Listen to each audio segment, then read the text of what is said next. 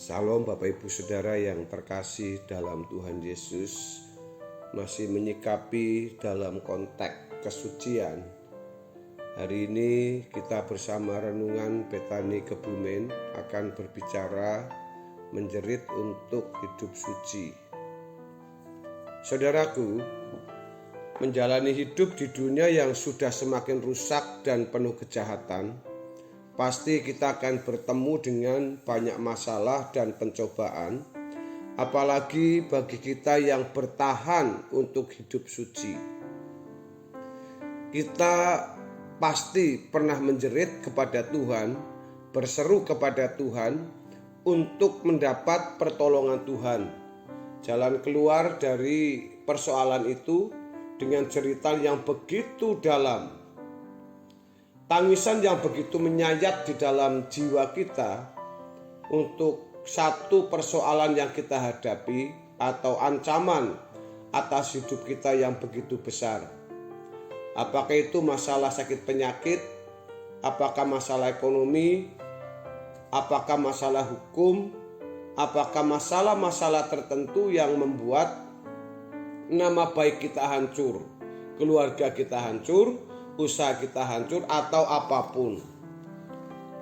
Kalau kita bisa berseru kepada Tuhan untuk berbagai persoalan, mengapa untuk hal kesucian hidup kita tidak menjerit? Yaitu bagaimana kita bisa hidup suci, bagaimana kita bisa hidup tak bercacat, bagaimana kita hidup tidak bercela, bagaimana kita bisa hidup berkenan kepada Allah.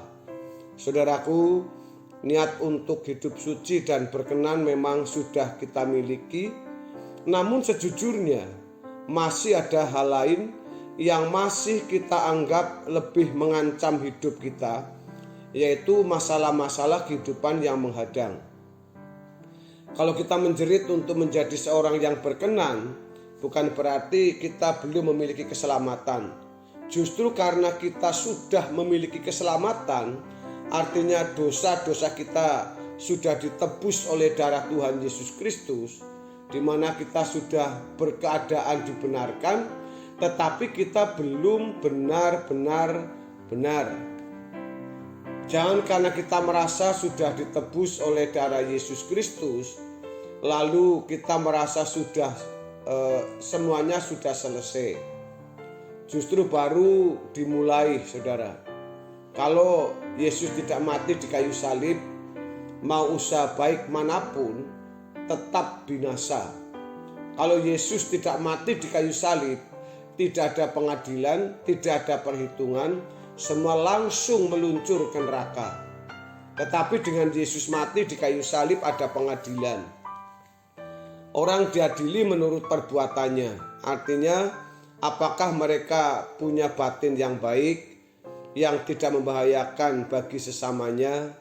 Makanya kepada orang-orang yang berbuat baik kepada orang lain dalam Matius pasal yang ke-25, mereka boleh masuk kepada dunia yang akan datang. Tetapi bagi kita umat pilihan, target kita adalah sempurna seperti Bapa, serupa dengan Yesus, seperti yang dikemukakan dalam 1 Yohanes pasal 2 ayat yang ke-6. Barang siapa mengatakan bahwa ia ada di dalam Dia, ia wajib hidup sama seperti Kristus telah hidup. Lihat saudara, penekanannya adalah wajib hidup sama seperti Kristus telah hidup. Kalau seseorang merasakan dan mengatakan bahwa ia ada di dalam Tuhan. Saudara, karena kita harus memiliki kesucian seperti kesucian Allah, maka Bapa di surga berkata, "Kuduslah kamu sebab aku kudus. Jangan menyentuh apa yang najis, maka aku akan menerima kamu. Kamu harus sempurna seperti Bapa di surga sempurna." Jelas, tujuan kita adalah serupa dengan Yesus dalam kualitas hidupnya. Karena di dalam Filipi pasal yang kedua ayat 5 sampai yang ke-7 mengatakan, "Hendaklah kamu dalam hidupmu bersama menaruh," yang dalam bahasa Yunani disebut proneo, pikiran dan perasaan yang terdapat juga dalam Kristus Yesus.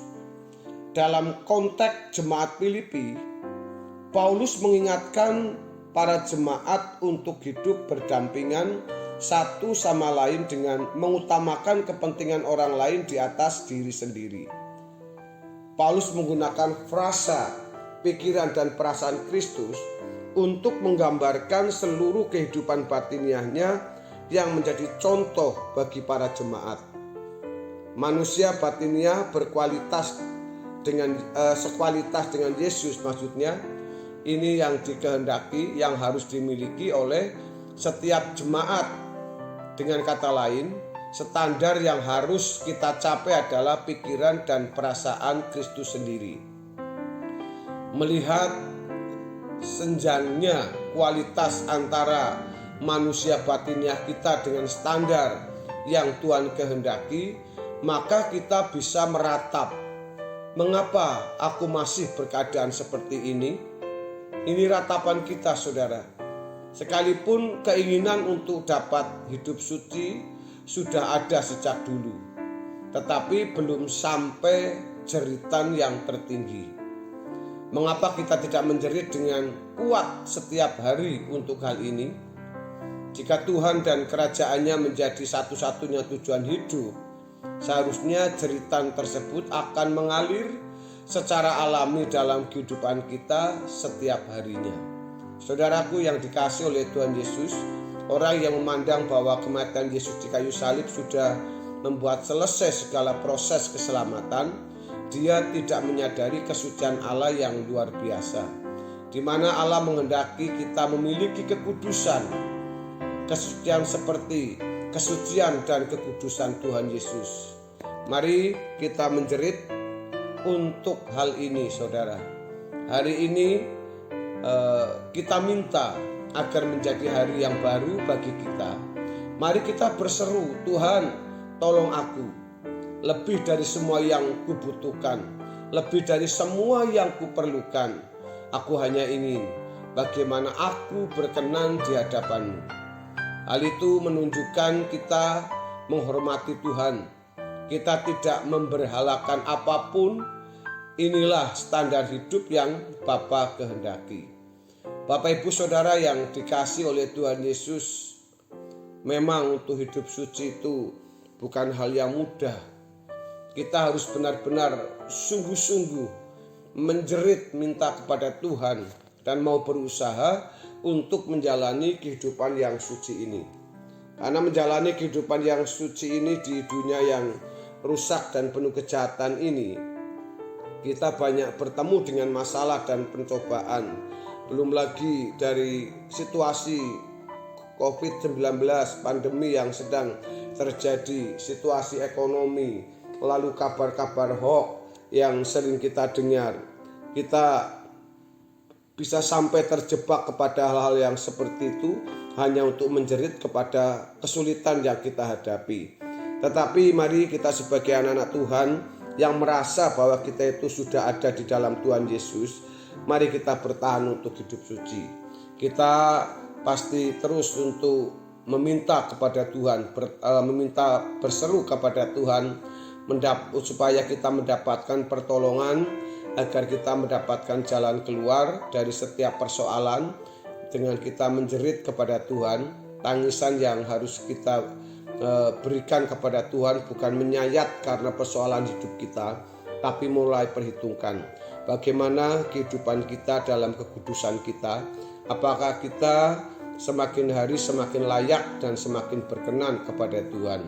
Bapak Ibu, kalau kita bisa berseru kepada Tuhan, menjerit untuk berbagai persoalan yang kita teriakkan setiap hari karena kebutuhan hidup kita, pertanyaannya adalah, mengapa untuk hal kesucian hidup kita tidak menjerit? Perhatikan ini, karena kekekalan itu, tempat di mana hidup kekal itu di surga nanti hanya untuk orang-orang yang suci hatinya, yang hidup di dalam kesucian hidup. Saudaraku, kiranya kebenaran firman Tuhan pada hari ini akan membangun kita, menolong kita, memberkati. Saya berdoa supaya saudara semakin dikuatkan dalam kepenuhan Roh Kudus. Tuhan Yesus memberkati kita semua. Haleluya. Amin. Shalom.